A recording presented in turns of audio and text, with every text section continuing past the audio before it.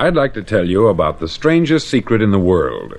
Not long ago, Albert Schweitzer, the great doctor and Nobel Prize winner, was being interviewed in London, and a reporter asked him, "Doctor, what's wrong with men today?" The great doctor was silent a moment, and then he said, "Men simply don't think." And it's about this that I want to talk with you. We live today in a golden age. This is an era that man has looked forward, dreamed of, and worked toward for thousands of years. But since it's here, we pretty well take it for granted. We in America are particularly fortunate to live in the richest land that ever existed on the face of the earth, a land of abundant opportunity for everyone. But do you know what happens? Let's take 100 men who start even at the age of 25. Do you have any idea what will happen to those men by the time they're 65? These 100 men who all start even at the age of 25 believe they're going to be successful. If you asked any one of these men if he wanted to be a success, he'd tell you that he did. And you'd notice that he was eager toward life, that there was a certain sparkle to his eye, an erectness to his carriage, and life seemed like a pretty interesting adventure to him. But by the time they're 65, 1 will be rich, 4 will be financially independent, 5 will still be working, 54 will be broke. Now think a moment. Out of the 100, only 5 make the grade. Why do so many fail? What has happened to the sparkle that was there when they were 25? What's become of the dreams, the hopes, the plans? And why is there such a large disparity between what these men intended to do and what they actually accomplished? When we say about 5% achieve success, we have to define success. And here's the definition. Success is the progressive realization of a worthy ideal. If a man is working toward a predetermined goal and knows where he's going, that man is a success. If he's not doing that, he's a failure. Success is the progressive realization of a worthy ideal. Rollo May, the distinguished psychiatrist, wrote a wonderful book called Man's Search for Himself. And in this book he says, "The opposite of courage in our society is not cowardice, it is conformity." And there you have the trouble today. It's conformity. People acting like everyone else, without knowing why, without knowing where they're going. Now think of it. In America right now, there are over 14 million people 65 years of age and over, and about 13 million of these 14 million are broke. They're dependent on someone else for life's necessities. Now, we learn to read by the time we're 7. We learn to make a living by the time we're 25. Usually, by that time, we're not only making a living, we're supporting a family. And yet, by the time we're 65, we haven't learned how to become financially independent in the richest land that has ever been known. Why? We conform. And the trouble is that we're acting like the wrong percentage group, the 95% who don't succeed. Now, why do these people conform? Well, they don't know, really. These people believe that their lives are shaped by circumstances, by things that happen to them, by exterior forces. They're outer-directed people. A survey was made one time that covered a lot of men, working men, and these men were asked this question: why do you work? Why do you get up in the morning? 19 out of 20 had no idea. If you ask them, they'll say, everyone goes to work in the morning. And that's the reason they do it, because everyone else is doing it. Now let's get back to our definition of success. Who succeeds? The only man who succeeds is the man who is progressively realizing a worthy ideal. He's the man who says, I'm going to become this, and then begins to work toward that goal. I'll tell you who the successful people are. A success is the school teacher who's teaching school because that's what she wanted to do. The success is the woman who's a wife and mother because she wanted to become a wife and mother and is doing a good job of it. The success is the man who runs the corner gas station because that's what he wanted to do. The success is the successful salesman who wants to become a top-notch salesman and grow and build with his organization. A success is anyone who is doing deliberately a predetermined job because that's what he decided to do deliberately. But only 1 out of 20 does that. That's why today there isn't really any competition, unless we make it for ourselves. Instead of competing, all we have to do is create. Now, for 20 years, I looked for the key which would determine what would happen to a human being. Was there a key I wanted to know which would make the future a promise that we could foretell to a large extent? Was there a key that would guarantee a person's becoming successful if he only knew about it and knew how to use it? Well, there is such a key, and I've found it. Have you ever wondered why so many men work so hard and honestly without ever achieving anything in particular, and others don't seem to work hard and yet seem to get everything? They have the magic touch. You've heard them say that about someone. Everything he touches turns to gold. And have you ever noticed that a man who becomes successful tends to continue to become successful, and on the other hand, have you noticed how a man who is a failure tends to continue to fail? It's because of goals. Some of us have them, some don't. People with goals succeed because they know where they're going. Now think of a ship leaving a harbor, and think of it with the complete voyage mapped out and planned. The captain and crew know exactly where it's going and how long it will take. It has a definite goal. 9,999 times out of 10,000 it will get to where it started out to get. Now let's take another ship, just like the first, only let's not put a crew on it, or a captain at the helm. Let's give it no aiming point, no goal, no destination. We just start the engines and let it go. I think you'll agree with me that if it gets out of the harbor at all, it will either sink or wind up on some deserted beach a derelict. It can't go any place because it has no destination and no guidance.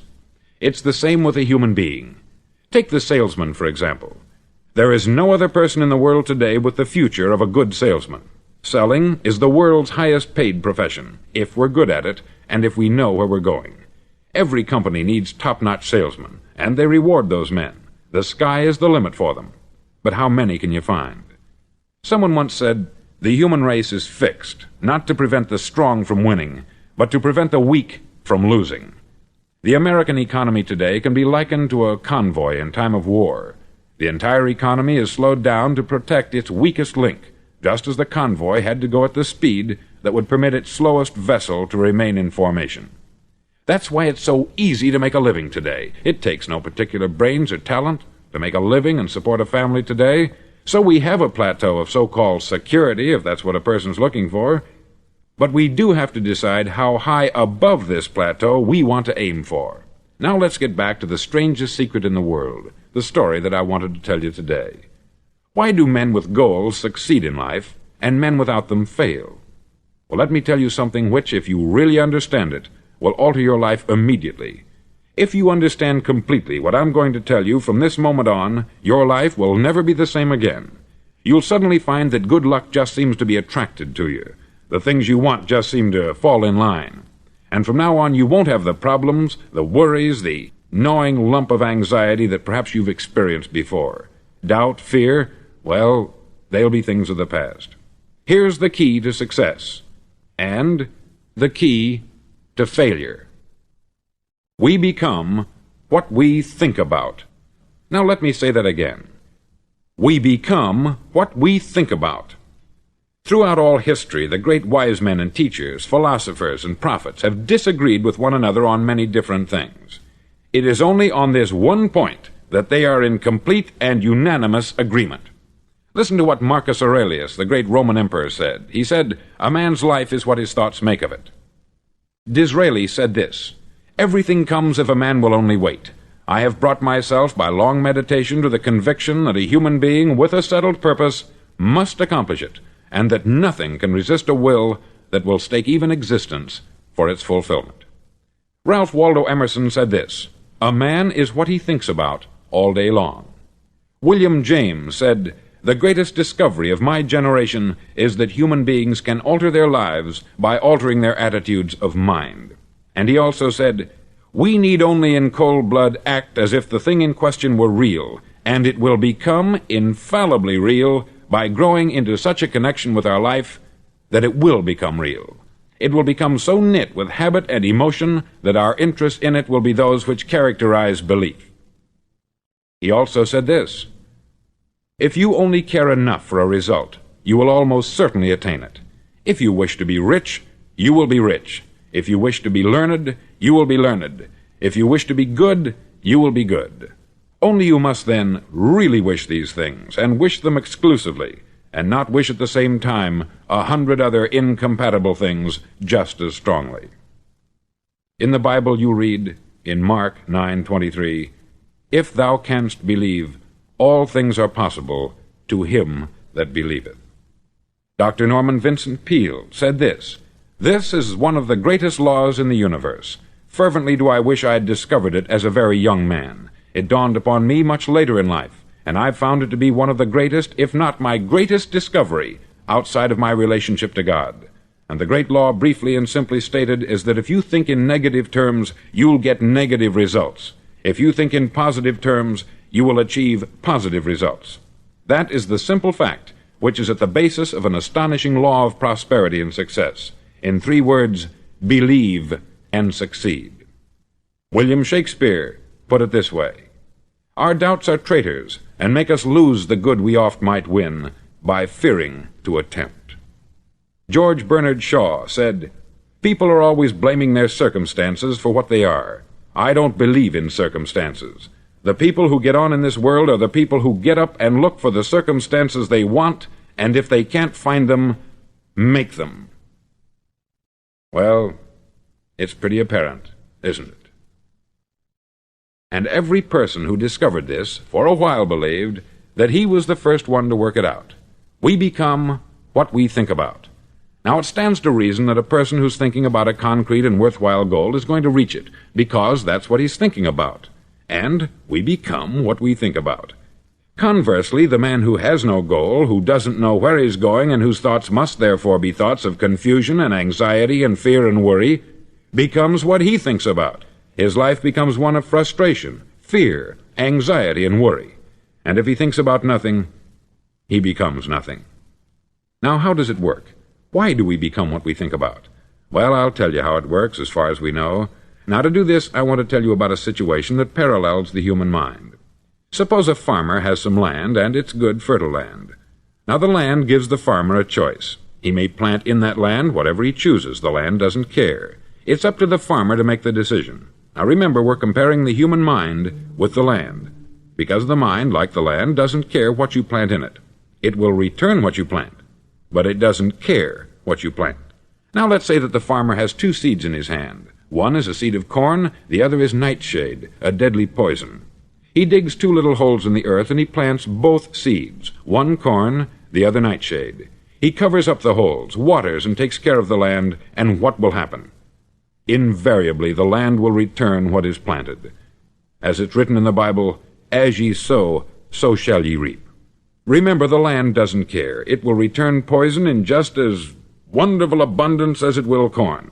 So up come the 2 plants, one corn, one poison.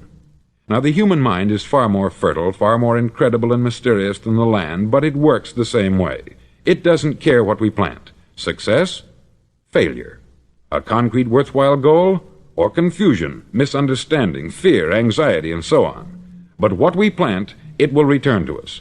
You see, the human mind is the last great unexplored continent on the earth. It contains riches beyond our wildest dreams. It will return anything we want to plant.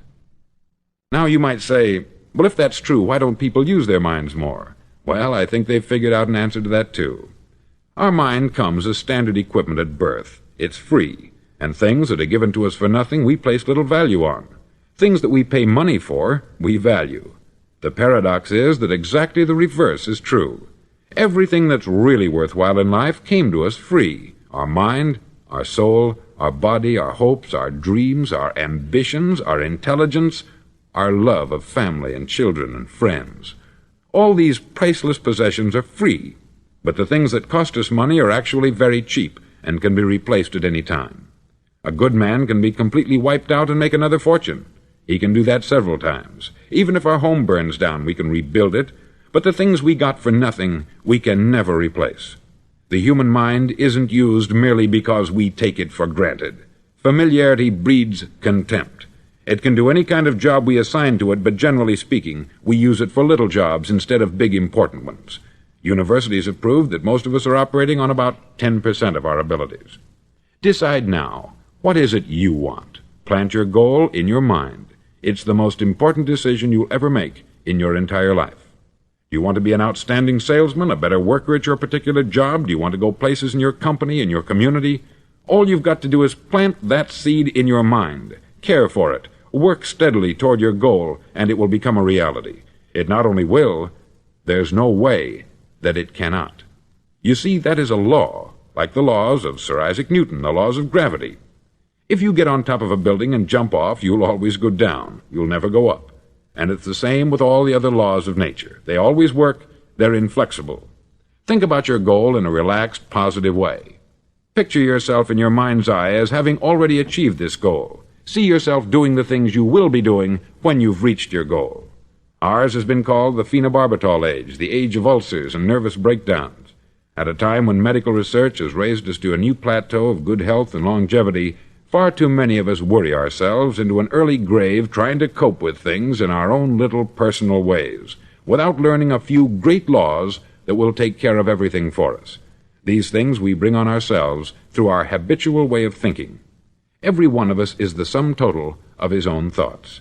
He is where he is because that is exactly where he really wants to be, whether he'll admit that or not. Each of us must live off the fruit of his thoughts in the future, because what you think today and tomorrow, next month and next year, will mold your life and determine your future. You're guided by your mind. I remember one time I was driving through Arizona and I saw one of those giant earth-moving machines roaring along the road at about 35 miles an hour with what looked like 20 tons of dirt in it, a tremendous, incredible machine, and there was a little man perched way up on top with the wheel in his hands guiding it. And as I drove along, I was struck by the similarity of that machine to the human mind. Just suppose you're sitting at the controls of such a vast source of energy. Are you going to sit back and fold your arms and let it run itself into a ditch? Or are you going to keep both hands firmly on the wheel and control and direct this power to a specific, worthwhile purpose? It's up to you. You're in the driver's seat. You see, the very law that gives us success is a two-edged sword. We must control our thinking. The same rule that can lead a man to a life of success, wealth, happiness, and all the things he's ever dreamed of for himself and his family, that very same law can lead him into the gutter. It's all in how he uses it, for good or for bad. This is the strangest secret in the world. Now, why do I say it's strange, and why do I call it a secret? Actually, it isn't a secret at all. It was first promulgated by some of the earliest wise men, and it appears again and again throughout the Bible. But very few people have learned it, understand it. That's why it's strange, and why, for some equally strange reason, it virtually remains a secret. I believe that you could go out and walk down the main street of your town and ask one man after another what the secret of success is, and you probably wouldn't run into one man in a month who could tell you. Now, this information is enormously valuable to us, if we really understand it and apply it. It's valuable to us not only for our own lives, but the lives of those around us, our family, employees, associates, and friends. Life should be an exciting adventure. It should never be a bore. A man should live fully, be alive. He should be glad to get out of bed in the morning. He should be doing a job he likes to do because he does it well. One time I heard Grove Patterson make a speech, the editor-in-chief of the Toledo Daily Blade, and as he concluded his speech, he said something that I've never forgotten. He said something like this: "My years in the newspaper business have convinced me of several things, among them that people are basically good, and that we came from someplace, and we're going someplace. So we should make our time here an exciting adventure. The architect of the universe didn't build a stairway leading nowhere." And the greatest teacher of all, the carpenter from the plains of Galilee, gave us the secret time and time again. "As ye believe, so shall it be done unto you." I've explained the strangest secret in the world and how it works. Now I want to explain how you can prove to yourself the enormous returns possible in your own life by putting this secret to a practical test. I want you to make a test that will last 30 days. Now, it isn't going to be easy. If you'll give it a good try, it will completely change your life for the better. Back in the 17th century, Sir Isaac Newton, the English mathematician and natural philosopher, gave us some natural laws of physics which apply as much to human beings as they do to the movement of bodies in the universe. Now, one of these laws is that for every action, there is an equal and opposite reaction. Simply stated, as it applies to you and me, it means we can achieve nothing without paying the price. The results of your 30-day experiment will be in direct proportion to the effort you put forth. To be a doctor, you must pay the price of long years of difficult study. To be successful in selling, and remember that each of us succeeds to the extent of his ability to sell, selling our families on our ideas, selling education in schools, selling our children on the advantages of living the good and honest life, selling our associates and employees on the importance of being exceptional people, to, of course, the profession of selling itself. But to be successful in selling our way to the good life, we must be willing to pay the price. Now, what is that price? Well, it's many things. First, it's understanding emotionally, as well as intellectually, that we literally become what we think about, that we must control our thoughts if we're to control our lives.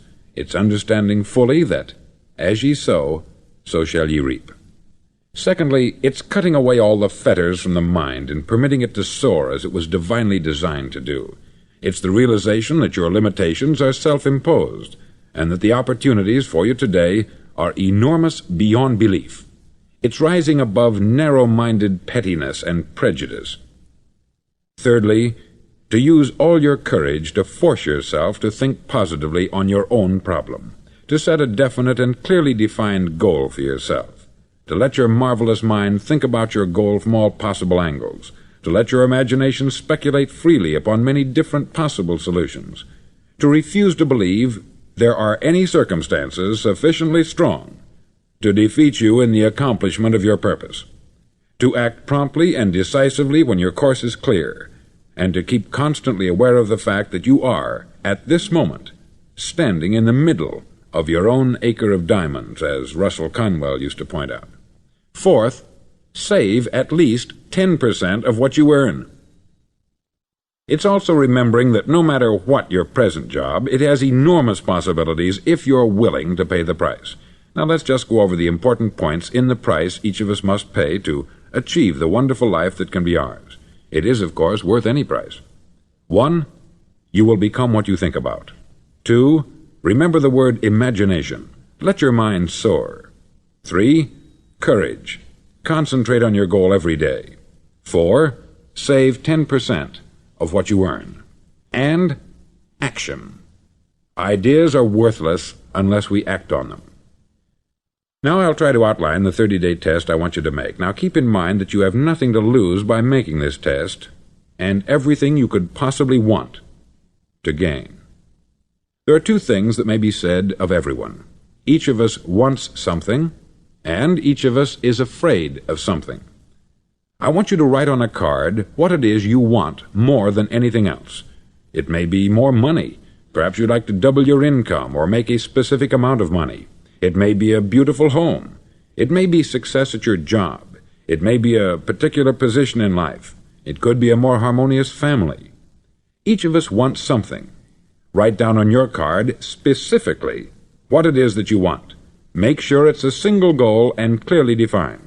You needn't show it to anyone, but carry it with you so that you can look at it several times a day. Think about it in a cheerful, relaxed, positive way each morning when you get up, and immediately you have something to work for, something to get out of bed for, something to live for. Look at it every chance you get during the day and just before going to bed at night. As you look at it, remember that you must become what you think about, and since you're thinking about your goal, you realize that soon it will be yours. In fact, it's yours really the moment you write it down and begin to think about it. Look at the abundance all around you as you go about your daily business. You have as much right to this abundance as any other living creature. It's yours for the asking. Now we come to the difficult part. Difficult because it means the formation of what is probably a brand new habit, and new habits are not easily formed. Once formed, however, it'll follow you for the rest of your life. Stop thinking about what it is you fear. Each time a fearful or negative thought comes into your consciousness, replace it with a mental picture of your positive and worthwhile goal. There will come times when you will feel like giving up. It's easier for a human being to think negatively than positively. That's why only 5% is successful. You must begin now to place yourself in that group. For 30 days you must take control of your mind. It will think only about what you permit it to think. Each day for this 30-day test, do more than you have to do. In addition to maintaining a cheerful, positive outlook, give of yourself more than you've ever done before. Do this knowing that your returns in life must be in direct proportion to what you give. The moment you decide on a goal to work toward, you're immediately a successful person. You're then in that rare and successful category of people who know where they're going. Out of every 100 people, you belong to the top 5. Don't concern yourself too much with how you're going to achieve your goal. Leave that completely to a power greater than yourself. All you have to do is know where you're going. The answers will come to you of their own accord. Remember these words from the Sermon on the Mount, and remember them well.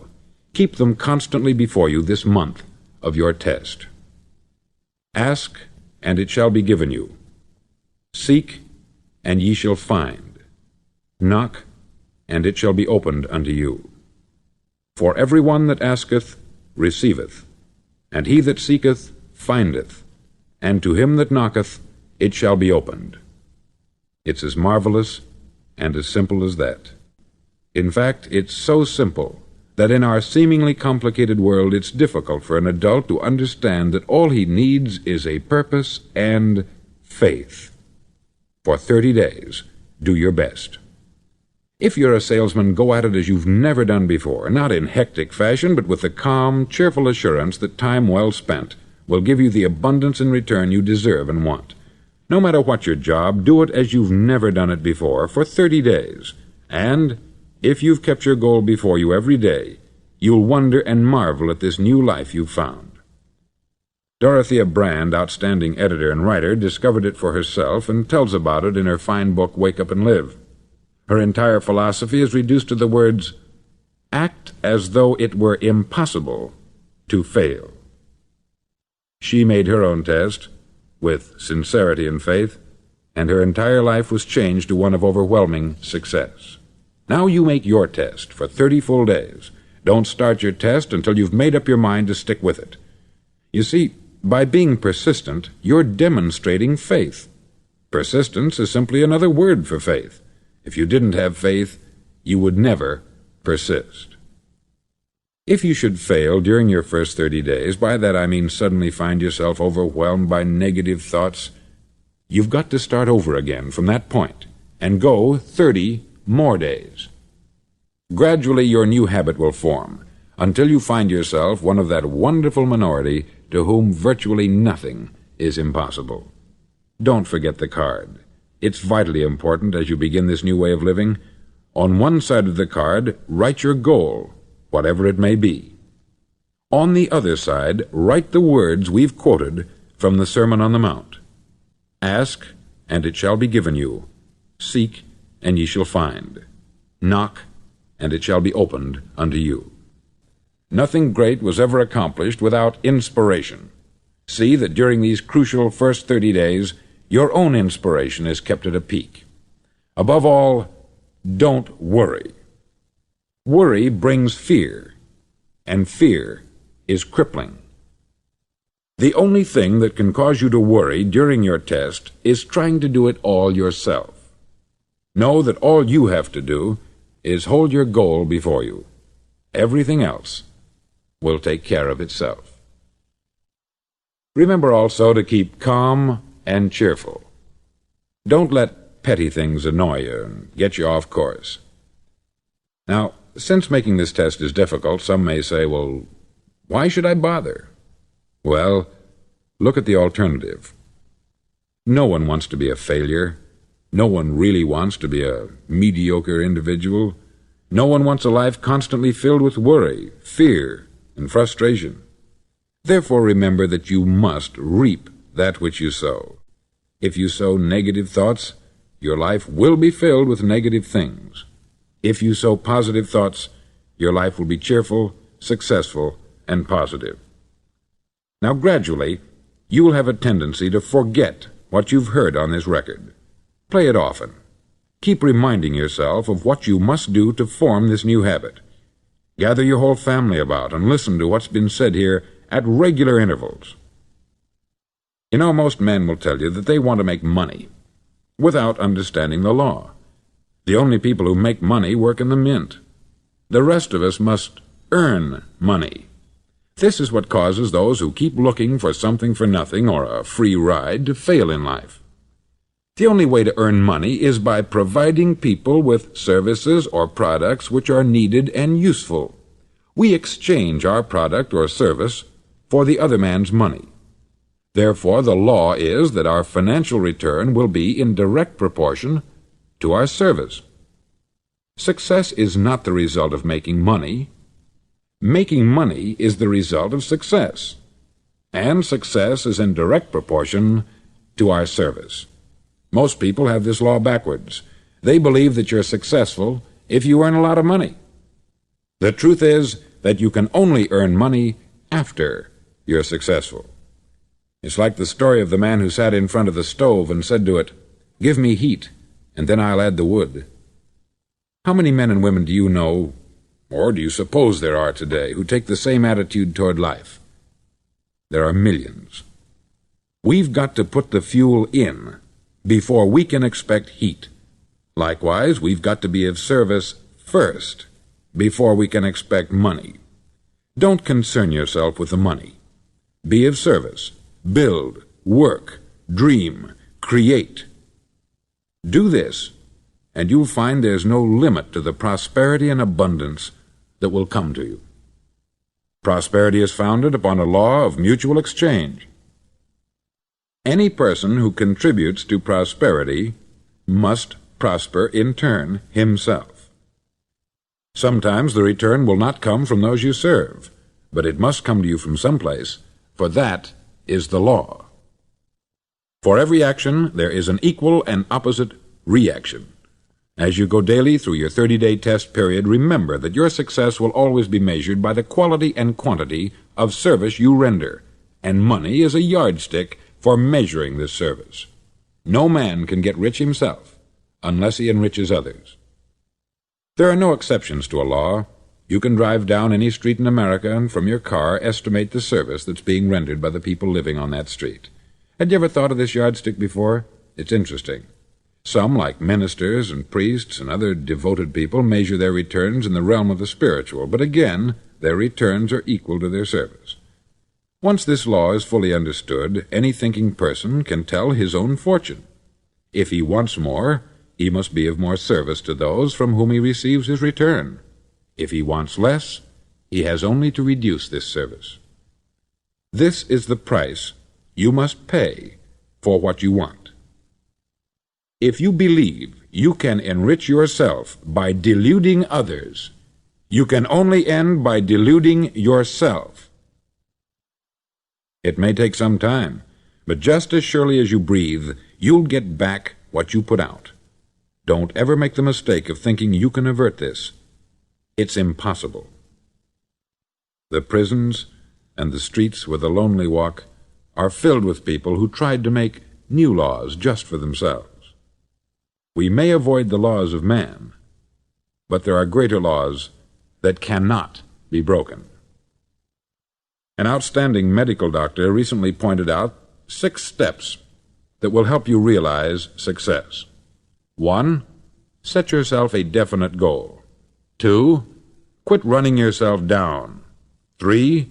Stop thinking of all the reasons why you cannot be successful, and instead think of all the reasons why you can. 4. Trace your attitudes back through your childhood and try to discover where you first got the idea you couldn't be a success, if that's the way you've been thinking. 5. Change the image you have of yourself by writing out a description of the person you would like to be. And 6. Act the part of the successful person you have decided to become. The doctor who wrote those words is a noted West Coast psychiatrist, David Harold Fink, M.D.